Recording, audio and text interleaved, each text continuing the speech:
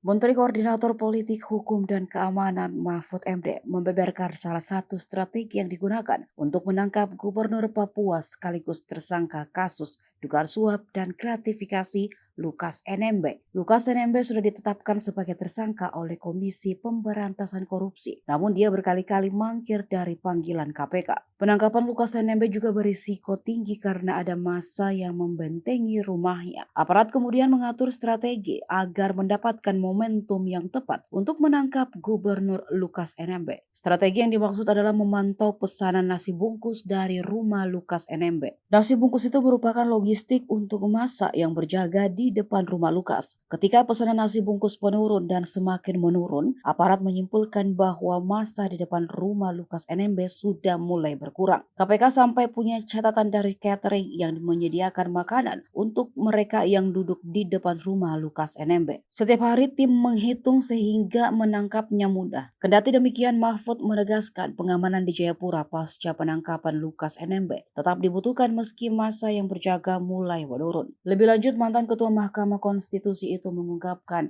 adanya kemungkinan akan menangkap pihak lainnya yang terlibat dalam kasus ini.